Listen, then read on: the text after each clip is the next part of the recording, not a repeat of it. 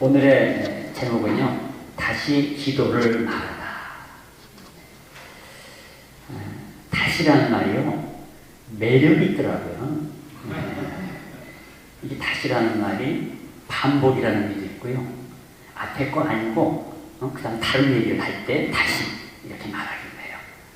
다양한 측면의 다시라는 말이 표현되는데, 오늘은요, 우리가 알고 있었던 기도를 이제 보완하고 다른 측면에서 조명하려고 합니다.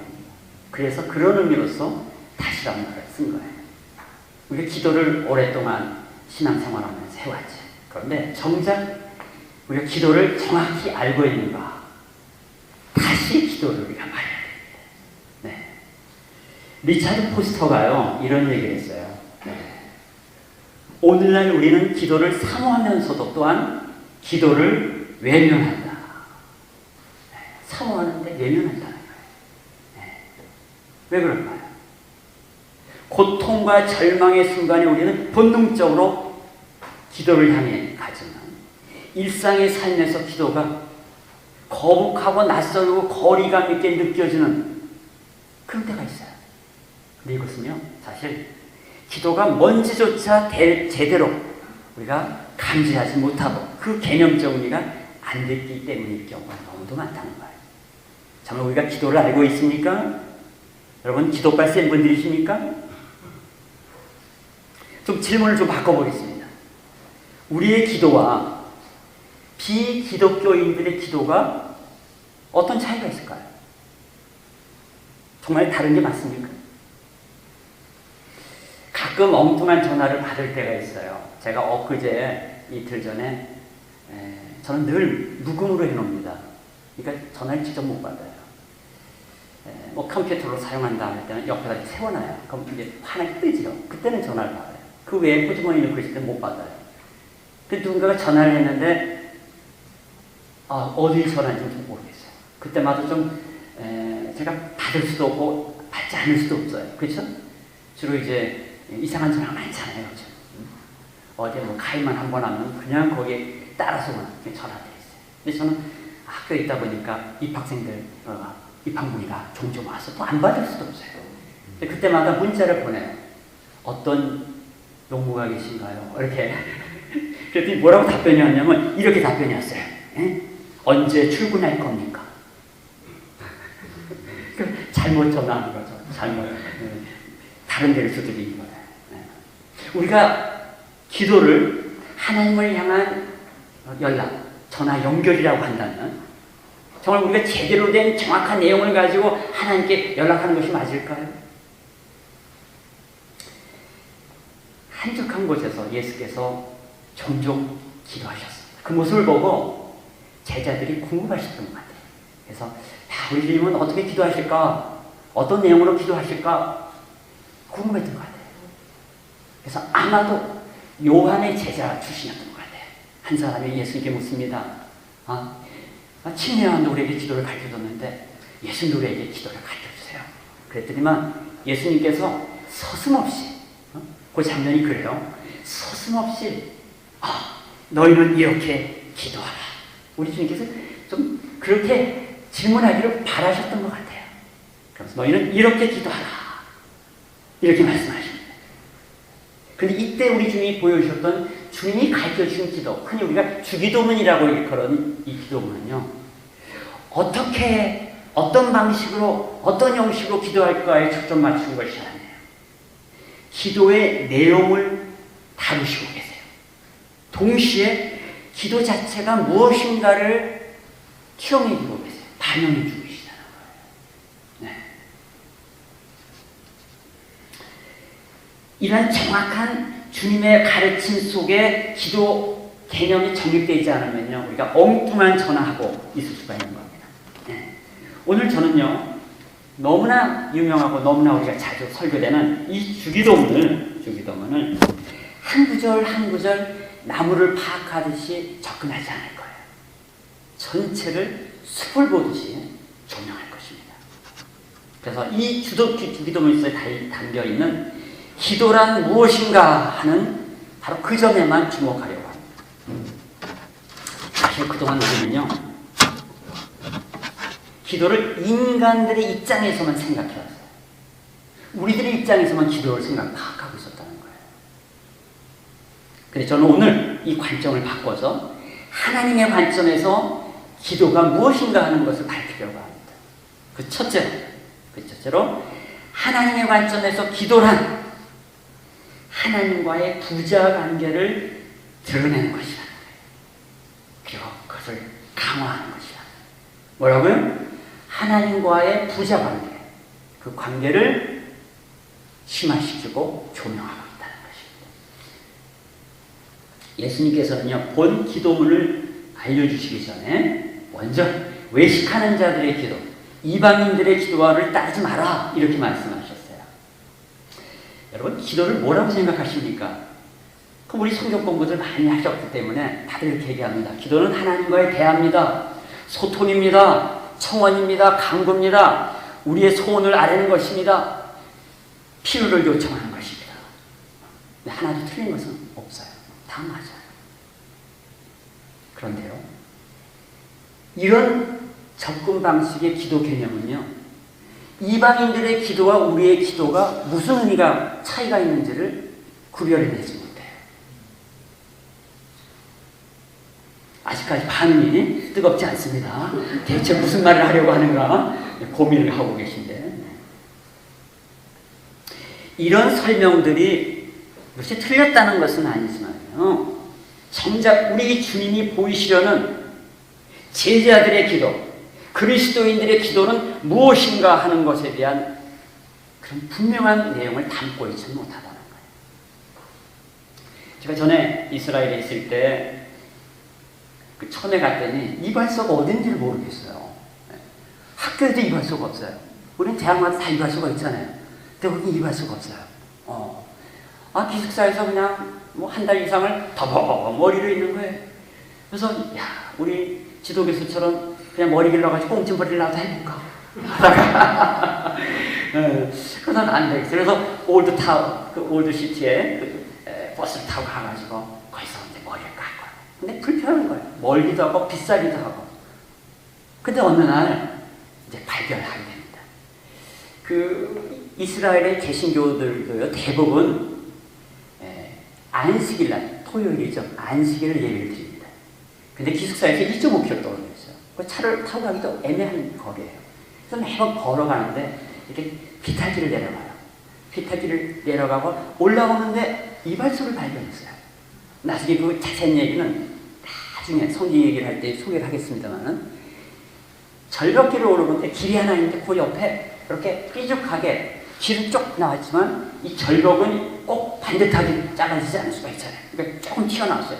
그 조금 얼마 되지도 않은 2평짜리에다가 그 집을 짓고 주변에 아무 집도 없어요. 그거가 딱 하나 있어요. 거기서 팔레스타인이 머리를 깎아주는 거예요. 그래서 제가 이제 매달 한 번씩 가서 머리를 깎습니다. 근데 저는 예배를 드리고 올라오는 길에 머리를 깎는데 그 시간이 항상 무슬림들이 기도하는 시간이에요. 그러니까 제 머리를 깎다가 갑자기 스톱! 하고 양탄자를 깔고 모스크를 향해서 알카샤 그 모스크가 있어요. 알카샤라고 하는 거기를 향해 기도를 하는 거예요. 근데 이 사람이 아주 몸집이 건장하고 키가 크고, 아랍인들은요 머리를 깔끔하게 자르는 거 아시죠? 그 사람들 더본 머리가 없어요. 중국에 보면 더본 머리가 많은데 거기 깔끔하게 자르면 좋은데, 근데 체구 자체가 온몸이 무기 같은 조폭이에요. 근데 그 기도하는 그 순간만큼은 얼마나 정숙하고 진지하고 참 마음이 찬해지는 그의 모습을 봅니다. 그러면 다시 또 머리를 깎기 시작해요. 그때마다 네가 최고다. 그렇게 내가 한마디를 해주곤 오곤 했는데, 여러분, 무슬림들이요 기도 습관만 확실해. 하루에 5번씩 하는 것이에요. 금요일이 되면요 그 성전산이라고 일컬어진 그 시온산, 거기 지금은 아크샤 사원, 또 옆에 바위 사원이 있어요. 우리가 흔히 그 황금 돔이라고 하는 것은요 바위 사원이에요. 그 앞에 아크샤라고 하는 어마어마한 무슬림의 모스크가 있어요. 거기에서 주로 기도를 하고 예배를 드립니다. 그러면 금요일날, 그들이 안식이에요. 금요일날 엄청난 사람들이 단 한마디도 얘기하지 않아요. 뭐 성전산도 올라가. 왜 구경거래요? 대단한 구경거래요. 네. 그리고 그들은 예배가 끝나면요, 또 일부 사람들은 남아서 계속 기도를 합니다. 여러분, 무슬림들만 그런 건 아니죠. 여러분 잘 아시는 유대인의 정통 종교인들도 역시 안식에 있는 통곡의 벽에 와서 기도합니다. 이때는 정말 장관이에요. 그런데 이들도 모두 진지하게 기도를 하는데 아주 집중해서 기도를 합니다. 뭐 사회자가 있을 때가 있어요. 사회자가 예배를 함께 드리는 그런 절기 행사가 있을 때가 있어요. 근데 사회자가 뭐라고 하든 말든 그거 상관없어요. 오로지 각자가 다 함께 예배를 드리면 각자가 하나님께 기도해요. 얼마나 진지한지 몰라요. 그 외국 기자들이 와가지고 그 예배가 끝나고 기도 시간이 끝났을 때 묻습니다. 당신 지금 무슨 기도를 했습니까? 그럼 많은 유태인 정통 종교인들이 이렇게 얘기합니다. 예루살렘의 평화를 위해서 기도합니다. 이렇게 얘기합니다. 또 어떤 사람이 묻습니다. 당신은 무엇을 위해서 기도합니까? 그러면 네, 가족을 위해서 기도했습니다. 여기 기도하는 사람들은 거기 사는 사람들이 아니에요. 되게 다른 데서 온 사람들은 이렇게 기도합니다. 네. 약간 차이가 있죠. 네. 관심사가 다른 거예요. 네. 하여간 저마다 사람들은 기도합니다. 구체적이든 막연하든 종교인들은 때로는 그 성질을 찾아 기도를 합니다. 마음의 소원이든 절박한 필요에 따른 요청이든 기도를 합니다. 기도는 만국 공연인 거예요. 그런데 그리스도의 제자를 자처하는 우리들의 기도는 이런 종교인이나 이방인들의 기도와 정말 무엇이 다르냐는 거예요. 여러분, 예수님 당시의 유태인들 안에 종교인들은 대표적인 것이 바리새인과 사두개인들이죠. 그죠? 근데 사두개인들은요, 사실 백성들에게는 인기가 없었어요. 일반인들에게는요, 저것들 성전, 이 종교 세력이 돼가지고 이 정치 해롭당하고 같이 타협하면서 그저 세금이나 걷어가 착취한다. 이런 불순한 동기에 대한 의문들이 많이 있었어요. 그래서 그렇게 크게 인기가 없었어요. 근데요, 바리새인들은 다른 거예요. 바리새인들은 민중을 상대로 그들을 등에 업고 정치력을 행사하고 지들의 그 주장을 관철하는 이런 사람들이에요. 그런데 오늘날까지 그들을 우리는 뭐라고 얘기합니까? 위선자들 이렇게 표현하죠. 위선자들. 그래서 바리새인 하면 그게 탁 떠올라요. 탁 떠올라요. 네. 근데 우리 주님은 이 바리새인들에 대해서 관심이 없으실 수가 없어요. 근데 그들을 향해서 뭐라고 말씀하셨는 거 아니? 마태복음 23장 13절로는 이렇게 얘기하죠. 화했을진저 외식하는 서기관들과 바리새인들이여. 그렇게 하시면서 아주 중요한 구체적인 그들을 외식하는 자들로 그들에게 화가 있다라고 하는 그런 외침을 한 이유를 거기다 댔어요. 너희는 천국문을 사람들 앞에 닫고 너희도 들어가지 않으면서 들어가려는 하는 자들, 그들도 들어가지 못하게 한다.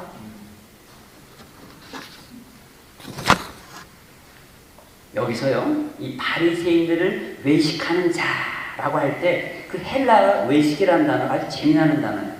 히포크리노마이 이런 단어인데요. 이 단어는 가면을 쓰고 연극을 하는 배우를 가리킵니다. 그 배우를 바로 히포크리노마이 이렇게 얘기했어요. 여러분, 이 가면을 쓴 배우와 당시 바리새인들을 우리 좀 동일시하고 있어요. 근데 공통점이 분명히 있어요. 근데 차이도 있어요. 배우는 무대에서 그 시나리오를 따라 잠시 그 연극 속에 이 주인공이 되어 그 주인공에 해당하는 가면을 쓰고 그 모습을 연기할 뿐이에요. 그리고 잠시 청중들로 하여금 그들이 준비한 시나리오의 세계 속으로 그들을 끌어당기는 거예요. 그러나 연극이 끝나고 막이 내려오면 그들은 가면을 벗고 현실로 돌아옵니다. 네. 그리고 연극 속의 주인공과 그 이야기도 다 사라집니다. 근데 문제는 바리새인들은요, 그게 아닌 거예요. 자신들도 자신들의 외식된 행동을 전혀 가짜라고 생각하지 않는다는 거예요. 가짜와 진짜를 구별하지 못해요. 그럼 동시에 그들을 따르는 사람들조차 다 그쪽으로 가게 만드는 거예요. 천국을 향해 나아가는 것이 아니라 천국문 옆으로 다른 길로 낭떠러지로 가고 있다라고 하는 거예요. 그래서 우리 주님은 그토록 아주 분노하셨던 거예요. 경노하셨던 것입니다. 그렇다면 이들은 왜 그런 바리새인들의 모습은 그런 삶으로 나타났을까요? 여기에 보상심이라는 단어 하나를 제가 소개하려고 합니다. 우리 다 아는 단어예요. 아는 단어에서 이 시간에 중요해요. 그럼 보상심리라고 하는 것은 타락하여 하나님을 떠난 인간 사회가 하나님 없이 살다 보니까 어쩔 수 없이 사용할 수밖에 없는 작동을 해요. 사람들이 노력하고 수고하고 땀 흘리고 행동하게 되는 그 전제가 뭐냐면 보상심리 때문에 그래요. 내가 노력하면 그 결과가 올 것이다. 근데 예상대로 안 오면 어떻게 돼요? 그 결과가 안 오면 분노하는 거예요. 사람들과의 관계 속에서 무언가를 기대하고 사람들의 관계를 맺어가는데 그 관계 속에 기대만큼 뭐가 안 와. 그러면 그 관계는 지속할 수가 없어요. 이해관계로만 묶여있기 때문에 거예요. 하나님이 없는 세상은 철저한 보상관계 속에서 펼쳐지는 것입니다. 이 바리새인들에게요, 이 보상심리가 작동하고 있었어요. 두 가지 측면에서. 첫째는 자신이 이렇게 그냥 특별한 종교 행위를 하고 나면, 그래서 구체적으로 얘기를 하면 금식을 한다든가 길 네거리에서 손을 벌리고 거룩한 모습으로 기도를 한다고 한다. 또 사람들 앞에서 나팔을 불면서 말이죠, 구제 행위를 한다든가. 이런 식으로 자신들의 종교적인 행위를 멋지게 드러내면 사람들이 야, 이 특별한 분들이구나 하고 그 종교적인 권위를 인정해 줄 거라고 하는 기대를 갖고 있었어요. 두 번째는요, 사람들에게 인정받을 만큼 두드러진 종교 행위를 보여줌으로써 또 그 백성들이 자신들을 따라오게 함으로써 하나님께 결국은 상을 받을 것이라고 하는 두 번째 기대 심리를 갖고 있었다는 거예요. 그런데 우리 주님 뭐라고 말씀하셨어요? 뭐라고 말씀하셨어요? 이미 그들은 상을 받았다. 이렇게 얘기해요. 하나님과는 관계없는 상을 받았다는 거예요. 왜 사람들은 기도하냐고 제가 묻는다면 여러분들은 어떻게 답을 하겠어요? 무언가 바라는 게 있습니다. 기도하는. 여러분 하나님 앞에 우리가 기도할 때, 대부분의 사람들이 기도할 때 왜 기도하는지 아세요? 반가워요, 잘 지내셨어요? 이러려고 기도합니까? 아니에요. 다 기도는요, 자신이 요구하는, 바라는 마음이 있기 때문에 기도해요. 뭔가 필요를 채우려고 기도해요. 급박한 긴급한 필요가 있다든가 아주 고통스러운 이런 이 고난의 순간이 왔을 때 그 절실한 것뿐이지 그게 없으니까 뭐예요? 심각하지 않을 뿐이에요. 그런 절망적인 순간, 고통스러운 순간, 그게 인생에는 필요한 거예요. 하나님께 나올 수 있는 계기를 하나님 마련하시는 거예요. 그럼 일상에서는 별로 필요한 게 없잖아. 그냥 기도할 생각을 안 하는 거예요. 이방인들이나 비기독교인들이나 일반 교인들조차 다 똑같아요. 다 똑같아요. 그러니까 뭔가 하나님께 나아가 기도할 때는 뭔가 필요한 게 있잖아요. 요청하고 싶은 게 있단 말이에요. 절실한 게 있단 말이에요. 근데 빈손으로 나가기 좀 안쓰럽잖아요. 빈손으로 나가서 내놓으라고 하기 좀 그렇잖아요. 그러니까 이방인들은 타종교인들 어떻게 합니까? 복채를 내놓는 거예요. 복채를 내놓는 거예요. 정성을 들이는 거예요. 목욕 제기를 하고 나가는 거예요. 예? 정한수를 떠놓고 기도하는 겁니다. 어떤 사람들은 100일 기도를 하고 또 그냥 1000일 기도를 하는 거예요. 그런데요, 기가 막힌 것입니다. 개신교인들은요, 예? 아무것도 안 내놓고서 달라고 땡깡을 냅니다. 어떤 인간인들은요, 주문을 외웁니다. 아주 길게 주문을 외웁니다. 그래서 본문 7절에도요, 예수님께서 이렇게 말씀하실 때, 또 기도할 때에 이방인과 같이 중언부언하지 말라. 그들은 말을 많이 하여야 들으실 줄로 생각합니다. 여기서 주문부원하지 말라는 말은 이방인들도 계속해서 횡설수설하지 말라는 거예요. 여러분, 그 구약에 아주 재미나는 장면이 있어요. 갈멜산에서 엘리야가 바알 선지자들과 대결하잖아요. 그래서 송아지 올려놓으라고 해서는, 그래, 니들이 믿는 신한테 기도해봐라, 불을 내려고 해봐라. 그냥 반나절을 그냥 그 기도를 하는데도 전혀 기도가 없어요. 그러니까 나중에 이 사람들이 말이야, 자기의 몸에다가 자기 몸 확대해가면서 막 칼을 갖고 피를 내서 뭔가 뭘 보여가지고 자신들이 섬기는 바알에게 답을 얻으려고 해요. 아주 길게 갔습니다. 그러나 전혀 답이 없어요. 이방인들은 뭔가 이 보상 심리가 거기에서 작동하고 있다는 거예요. 보상 심리가 작동하고 있다는 거예요. 네. 정성을 들이고 신의 비유를 마치면 보상으로서 그 결과를 얻을 수 있다는 생각합니다. 그들의 신을 구슬러서 그들이 원하는 바를 받아내는 데만 초점이 있어요. 원하는 것을 받아내는 데만 초점이 있는 것이 바로 이방인들의 기도예요. 그런데 우리의 기도는 그렇지 않다는 거예요. 역시 보상 기제를 통한 조건화의 기도를 한다면 교인들이 역시 이방인들과 다름없는 기도를 하고 있는 것이에요. 그렇다면 제자들의 기도는 어떠해야 될까요? 제자들의 기도는요, 관계를 심화시키는, 드러내는 기도예요. 앞서 소개한 대로 아버지와 아들 사이의 관계 속에서 사랑을 주고받음에 관련된 기도여야 한다. 그래서 6절과 8절에 이렇게 얘기합니다. 은밀한 중에 계신 내 아버지께 기도하라. 은밀한 중에 보시는 내 아버지께서 갚으시리라. 8절 끝에도요, 구하기 전에 너희에게 있어야 할 것을 하나님 너희 아버지께서 아시느니라. 여기서 갚으시라는 말은요, 이 보상해 주신다는 그런 뜻으로 이해하시면 안 되고요, 아버지와 자녀 관계 속에서 나타나는 사랑의 베품을 의미합니다. 그래서 이 갚으시라는 말은 베푸시라는 말하고 다름없는 거예요. 여러분, 어떤 때 부모가 좋아졌나요? 네. 그리고 또 여러분들은 자식이 어떤 행동을 할 때 감동했나요? 거꾸로 부자지간 부모와 자녀 사이의 관계를 생각해 보세요. 자식들이 맨날 아빠가 외국에 가서 들어오면서 선물 하나 주는, 뭐 선물에만 관심이 있을 때, 받아가지고 싹 지방으로 갔을 때, 감사하다는 말 한마디 하지 않고 도망갔을 때 어때요? 괘씸하지 않아요? 이걸 줬으면 지도 나한테 보상을 해야 될 거 아니에요? 네? 그래가지고 그냥 분개에 사로잡혀가지고 이 왼수 같은 놈 복수 아니라, 이건 부모가 아니죠. 부모가 아니에요. 부모는 그래 좋아요. 그래 좋아요. 준 선물을 갖고 즐거워하는 그 모습 그대로만 해도 감사한 거예요. 그 선물 자체에 즐거워하는 것만 해도 감사해요. 왜? 부모니까. 조금 성숙해지면 달라지기라고 하요. 나이 먹으면 나이 먹을수록 어때요? 한동안은 전혀 부모한테 뭐 선물 안 하잖아요. 나중에 후회될까 해가지고 이제 뭐 가실 때가 가까웠을 때가 가죠. 우리의 마음을 드리죠.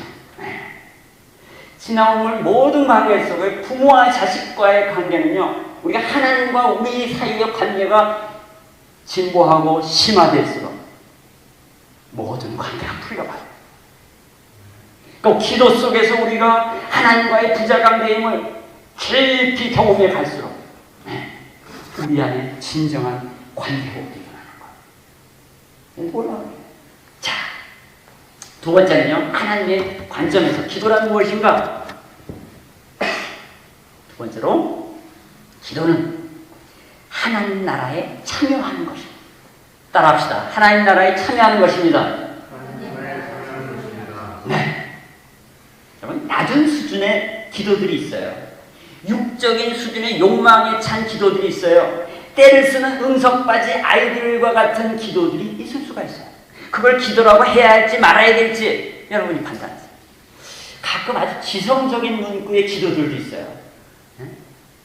아주 위인들의 아주 멋진 신앙 위인들의 기도문들 보면요, 너무나 아름다워가지고 아예 사람들이 인쇄해가지고 좀 갖고 있는 경우도 액자로 만들어서 갖고 있어요. 네. 그런데 이 모든 것은요, 인간들의 입장에서 이야기하는 거예요. 인간은 살아오면서요, 인류가 여태까지 지내오면서 우리는 한계를 느껴요. 그래서 절대자에 대한 기대요. 그래서 종교가 생겨나고 종교 행위가 나오고 그 종교 행위에서 기도하는 것입니다. 뭐 이런 것들은 그 내용이 나쁘든지 좋든지 간에 상관없이 모두 자신들의 고통과 필요를 막연이라도 외치고 부르짖는 그런 행동을 통해서 신에게 알리고자 하는 것들이죠. 그러나 하나님의 관점에서 우리가 바로 알아야 될 기도의 의미는요, 우리가 기도함으로 하나님의 통치, 하나님의 일하심 속에 우리가 동참하게 된다는 거예요.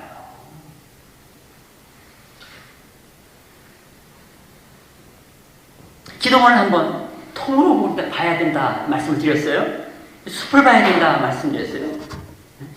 이 기도문은 어떻게라는 방식에 초점 맞출 것이 아니라 정말 이 기도를 통해서 우리 주님께서 우리에게 심어주시려는 기도란 무엇인가라는 것에 주목해야 된다고 했어요. 그렇다면 이 주기도문을 다시 한번 정리해 봅시다. 첫째, 어떻게 나옵니까? 하늘에 계신 우리 아버지, 그분은 거룩한 분이시죠. 그분은 우리 인간들하고는 구별되는 존재예요. 세상에 어떤 우상과도 구별되는 존재. 그러니까 우리 그분을 불러야겠죠. 하늘에 계신 우리 아버지, 이름이 거룩히 여김을 받으시오며 나라에 임하옵시며 뜻이 이루어지이다. 여기 보세요. 나라에 임하옵시며 뜻이 이루어진다. 이런 놀라운 말씀을 얘기하셨음에도 불구하고 우리는 그냥 암기해가지고 또 우리 교회에서 하는 기도 제목들을 가지고 그냥 기도하다 보면 지금 이런 기도 제목이 우리의 기도의 본질이고 핵심이었음에도 불구하고 단 한마디도 이런 기도 안 해요. 이런 기도 안 해요. 형식적으로도 안 해요. 기도회 속에서 이런 기도를 시작하는 기도회를 보셨나요? 있겠죠. 별로 안 해요. 제가 중보기도실에 가가지고 한때 그 중보기도 사역할 때 보니까 그 기도 제목들이 올라옵니다. 예? 이게 봄, 여름, 가을, 겨울 이게 패턴이 있어요. 예. 봄에는요 주로 자녀 결혼 기도 제목이 올라요. 자녀 결혼 기도 제목이 올라요. 예식장 잘 예약하게 해주십시오. 손주가 중간고사 오는데 잘 보게 해주십시오. 그리고 여름이 옵니다. 휴가 잘 다녀오게 해주세요. 남편 병원 검사 결과 좋게 해주세요. 아이들 휴가 맞아 집에 왔는데 코로나 안 걸리고 손주도 잘 돌보게 해주세요. 가을이 옵니다. 자녀들 수능 잘 보게 해주세요. 그때부터 3개월은요 수능 보기 3개월 전부터 교회마다 새벽부터 꽉꽉 찹니다. 전부 40대 50대 초반 연말이에요. 근데 겨울이 옵니다. 내년 남편 승진 잘하게 해주세요. 졸업을 앞둔 자녀 직장 시험 잘 통과하게 해주세요. 이게 주종이에요. 이런 기도들이 전혀 기도 제목으로 올라와서는 안 된다 그 말은 아니에요.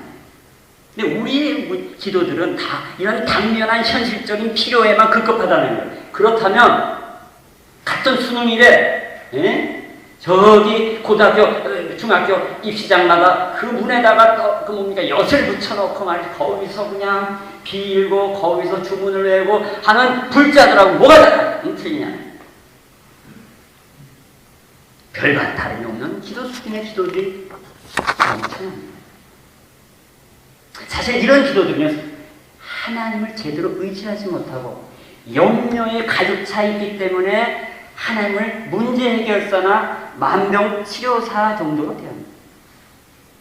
이런 기도는 세상 현실 문제에만 매달려 있고 낮은 수준의 기도에 불과합니다. 신앙의 초보 시절에나 해당되는 기도입니다. 이런 기도들은 그저 필요를 채워달라는, 고통을 덜게 해달라는 그런 기도예요.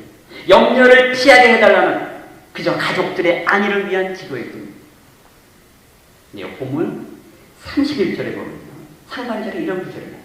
그러므로 염려하여 이르기를 무엇을 먹을까, 무엇을 마실까, 무엇을 입을까 하지 말라. 이는 다 이방인들이 구하는 것이야. 염려에 기초하여 그 염려를 해결해 달라고 하나님께 나아가는 식의 기도는 이방인의 기도 수준밖에 안 된다는 거예요. 다시 12절로 돌아옵시다. 12절은 이렇게 얘기합니다.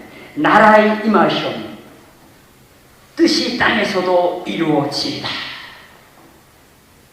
주님이 기대하시는 참된 기도는 바로 하나님 나라와 관련된 이 말을 조금 더 구체적으로 표현하면요, 우리가 기도함으로 하나님 나라에 참여해야 한다는 것입니다. 다시 말해, 기도란 하나님의 통치에 참여하는 것을 말합니다. 물론 내가 기도하지 않으면 나는 그 나라에 참여할 수 없어요.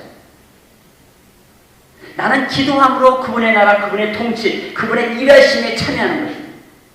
우리가 기도할 때 하나님 우리를 자신의 통치에, 다시 말하면 일하심, 역사심 속에 우리를 참여시켜 주신다는 것입니다. 이거 엄청난 특권의 자리에 우리를 편입시켜 주신 거예요. 근데 만약 우리가 기도하지 않는다면 우리는 그 특권을 누릴 수가 없어요. 그렇다고 우리가 기도하지 않으면 하나님 나라가 펼쳐지지도 못하고 하나님의 일하심도 좌절되고 그런 건 아니에요. 다만 우리를 통해서 일하시지는 않는 거예요.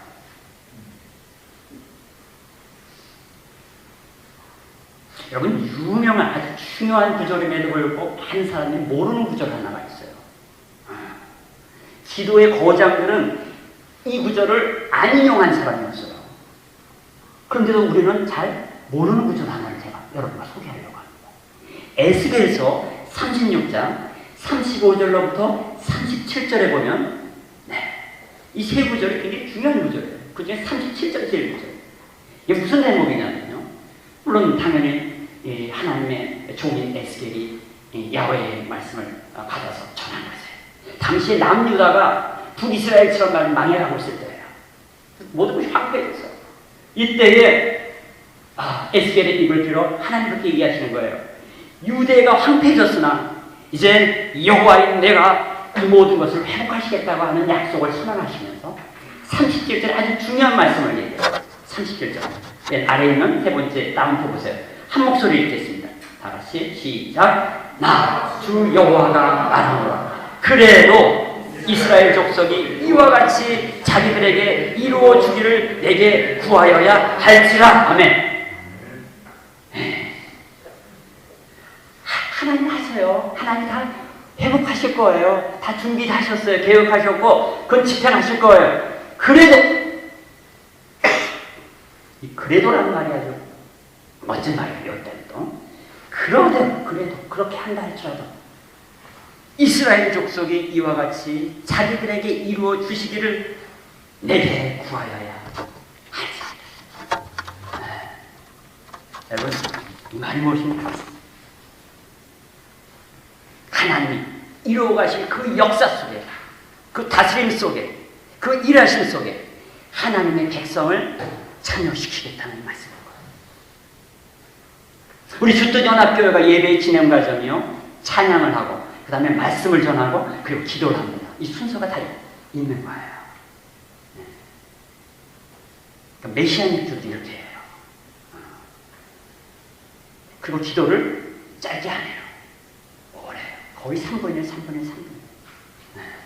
앞으로 우리가 성숙해 가면요, 기도 시간, 또 우리가 여러 가지 여건이 잘 구성되면 기도 시간 좀 늘릴 거예요. 그래서 한 마음에 기도를 할 거예요. 말씀을 받은 것을 조목조목 우리의 삶에 적용하는 기도들을 할 거예요.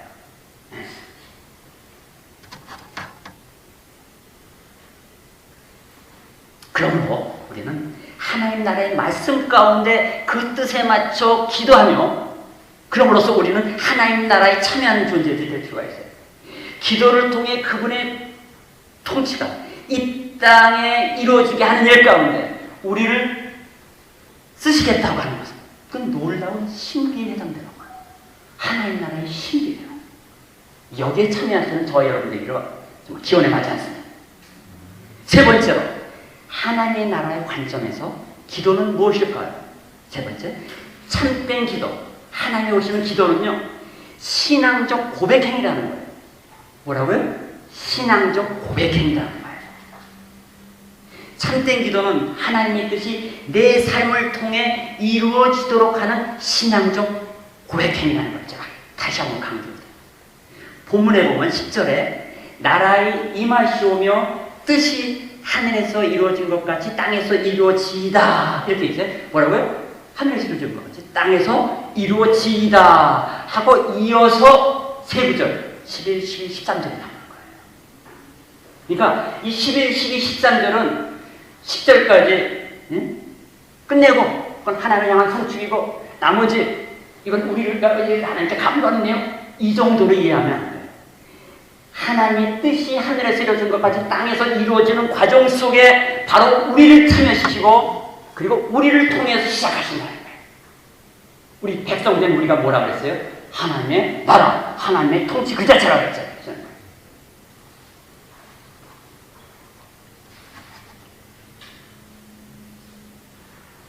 우리가 하나님 나라의 기도로서 참여할 때 하나님은 우리를 통해서 그분의 나라, 그분의 통치를 이 땅에 펼쳐가시는데 이 과정에서 우리가 쓰임받으려면 함께 동참하려면 기도로 참여해야 합니다. 그럼 여기 이어지는 11, 12, 13절은 뭡니까? 그 유명한 말씀들이죠. 유명한 말씀. 네. 그 세 가지를 여기 같이 풀어가겠어요. 일용할 양식을 주시옵고 죄 지은 자를 사해 준 것 같이 우리 죄를 사하여 주옵시고 우리를 시험에 들게 하지 마옵시고 다만 하기서 구하시옵소서. 요 과정이 너무나 기가 막힌 말이에요. 기가 막힌 말. 네. 요것을 이해하려면 인간의 구성이 어떻게 이루어졌는가 여러분 다 아시지만 한번 그림으로 한번 보겠습니다. 그림으로. 이런 거예요. 영이 있어요. 그 다음에 정신이 있어요. 그리고 육체가 있어요. 근데 영과 정신과 육체는 각각 필요한 게 다 달라요. 아시겠어요? 우리 육체는 뭐가 필요한 거 아니에요? 일용할 양식이 필요해요. 일용할 양식이 필요해요. 근데 아까 31절에 뭐라고 했어요? 염려함으로 무엇을 입을까, 무엇을 마실까, 무엇을 먹을까 이러지 말라 그랬어요. 이것과는 상당히 대조되는 거예요. 그래서 사람들이 해석하기를 어떻게 하냐면 여기서 일용할 양식은 필수적인 것을 구하라는 거고 31절에는 염려함으로 이것저것 세상 사람들 같이 구하지 말라는 것이다. 그런 의미가 맞아요. 있을 수가 있어요. 근데 더 중요한 것은요. 땅에서 이루어진다라고 말씀하시면서 그 땅을 다스리는 과정 속에 우리 하나님의 백성인 우리를 바로 통해서 일하시는 우리 자체가 하나님의 나라고 우리 자체가 하나님의 통치 영역이에요. 우리를 통해서 먼저 이 세 가지 영역을 준비시키는 거예요. 세 가지 영역. 첫째는 뭐라고요? 일용할 양식. 그건 육체의 필요를 따라 채우는데 이것조차도 뭐냐면 바로 하나님이 채우시는 거야. 하나님 우리의 삶 속에 우리 육체까지도 그분이 채워가시는 그분은 우리의 주권자시라는 신앙 고백적 표현이라는 거예요. 두 번째로 우리가 죄 지은 자를 사해 준 것과 우리를 사하여 주옵시고 이건 정신의 영역입니다. 네, 정신의 영역. 내가 손해봤던 거 생각나고 또 무슨 피해 입었던 거 생각나고 상처받은 거 아픈 기억들 나에게 나쁜 말 했던 그 사람 이런 생각과 기억들은요 우리의 정신 영역을 막혀버리게 만들어요. 용서 못하는 것은요 막히는 거예요. 우리 정신 영역에 하나님의 역사가 일어나려면요 이 막힘이 없어야 돼요. 근데 이 용서 못하는 마음이 바로 우리를 하나님의 도구로 하나님 나라 펼쳐지는 통로로 사용하기에는 장애가 되는 거예요. 장애가 돼요. 그래서 우리 주님 뭐라고 하셨어요? 우리가 용서한 것 같이 용서해 주옵시고라고 기도하라고 했어요. 이때에 우리가 용서한 것 같이 용서해 주옵시고 이 문장은 조건적인 문장이 아니에요. 내가 이렇게 용서했으니까 하나님도 나를 용서해 주세요. 이런 조건 문장이 아니에요. 이건 동시적인 거예요. 왜? 우리 자체가 하나님의 통치 영역이기 때문에 우리가 이걸 풀면 이 막힌 걸 풀면 하나님이 일하시는 거예요. 하나님이 역사하실 수 있는 거예요. 우리를 통해서 하나님 나라를 확장해 가실 수가 있는 거예요. 막힘없이 주의 놀라운 역사가 계속 확대되고 심화되고 확장되게 돼요. 그러니까 이 용서라고 하는 것은 이 용서의 기도는 하나님의 통치를 받아들이는 순정의 측면에서 보여주는 신앙 고백적 잔치라는 거예요. 용서. 세 번째는 뭐였습니까? 네. 시험에 들게 마시며 다만하게 구하소서. 다만하게 구하소서. 한 번 더 그렇게 주세요. 정신은 사랑의 관대를 만들어 가야 돼요. 그래야 우리 정신은 풍성해져요. 풍성해져요. 내 거, 네 거가 사실은요, 이 사랑의 관계 속에서는 주님이 넘쳐나고 모두가 신앙 안에서 하나님의 백성들에게는요, 그분의 사랑이 다 넘쳐나요. 이거 좀 적용하면요, 우리들의 자녀들은, 이 신앙 공동체, 주도 연합교회의 자녀들은요, 전부 이 연합교회의 자녀들이라고 해주셔야 돼요. 놀라운 사랑이 확장되가는 걸 경험하셔야 돼요. 세 번째는 무엇입니까? 이젠 영적인 차원의 문제로 넘어갑니다. 시험에 들게 마시고 다만 악에서 구하옵소서. 이건 영적인 차원의 문제다. 우리의 영은요, 수없이 많은 위험에 노출되어 있다는 걸 우리는 보지 못해서 그렇지 우리 주변에 널려 있어요. 천사는 다 보고 있어요. 천사들. 그 천사들이 우리를 보호하고 있어요. 네. 이 어둠의 영은 우리의 영을 무너뜨리려고 우리를 실족해 하기 위해서 끊임없이 시험거리를 들고 찾아옵니다. 시험은요, 영적인 차원의 문제. 우리를 향해 다가오는 이 영적인 문제를 우리는 어떻게 대해야 할까? 시험이 닥쳤습니다. 보호자 대신 성령을 의뢰함으로 그분의 주권적인 은혜의 날개 밑으로 도망가요. 그것을 여기서 표현해 주는 거예요. 시험에 들게 마옵시고 다만하게 주옵소서. 이 모든 것이 바로 주님의 주권과 관련해서 주님의 은혜 속에 그 은혜의 날개 밑에 우리를 피하게 하시겠다라고 하는 전제를 갖고 접근하는 것입니다. 그래서 우리가 시험에 들게 마시며 다만 악에서 구하옵소서라고 기도할 때 이 시험은 우리가 해결할 수 없고 또 철저히 하나님께 의뢰할 때 비로소 벗어날 수 있습니다 라고 하는 표현을 담고 있어요. 우리 영은 오로지 주님의 주권과 주님의 뜻 아래 있을 때만 안위함을 얻을 수 있다라고 하는 신앙 고백적 전제를 담아내고 있다는 거예요. 자, 그럼 정리합니다. 주님이 가르쳐준 이 기도는 우리의 육체와 정신과 영에 이르기까지 전 존재가 오로지 주님만이 나의 주인이시며 나는 주님께만 온전히 의존할 때 현실을 살아낼 수 있습니다. 나는 주님의 뜻을 이 땅에 펼치기 위한 존재입니다 라고 하는 신앙 고백적 의미를 담고 있다는 거예요. 우리의 모든 것이 주님께 달려있다. 이러한 신앙적 고백, 행위, 이게 기도라는 거예요. 얼마나 새로운 각도로 우리가 기도를 다시 정리하게 됩니까?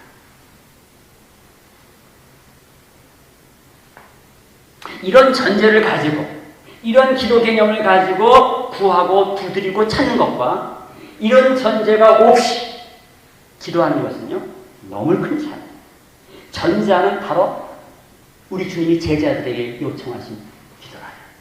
후자는 그런 전제가 없이 드려지는 기도들은 이방인의 기도에 해당되는 것입니다. 바른 전제를 가지고 기도하게 되면 우리의 기도는 분명히 달라집니다. 하나님 나라를 구하게 되고 아버지께 두드리게 되고 그분에 의해서 이루어지는 일들을 찾게 되는 것입니다. 서두에 제가 개신교인들은 아무것도 안 바치고는 내놓으라 이렇게 뻔뻔하게 기도한다는 그런 말씀을 직후에 좀 소개를 드렸습니다. 그러면 진정한 신앙인들은 하나님이 아버지심을 너무나 자명하게 믿기에 당당히 나아가 구하시는 것입니다. 무엇보다도 하나님 나라를 위한 것이기에 그분께 적극적으로 두드릴 수가 있게 되는 거예요.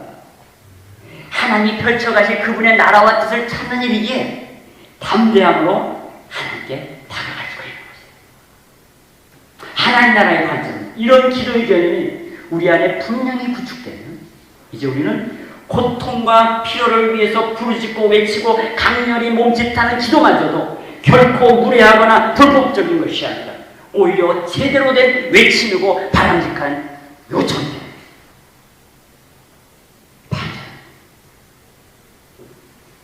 이런 기도 속에서 승리하는 저와 여러분 되시기를 주님으로 축원합니다. 기도합시다. 우리 하늘 아버지 되시는 하나님, 우리 가운데 하나님의 이름이 거룩히 영임을 받으시기를 소망합니다. 주님의 통치가 우리 가운데 이루어짐으로 우리를 통해 주님의 뜻이 온전히 이 땅에서도 펼쳐지기를 소원합니다. 우리의 육체와 정신과 영의 필요와 안위를 위하여 하늘문을 활짝 여시고 생명의 영이신 성령을 충만히 부어주시고 우리 가운데 역사에 주옵소서. 주의 나라의 영광을 위하여 우리가 온전히 쓰임받기를 간절히 소원하옵나이다. 예수님의 이름으로 기도합니다. 아멘.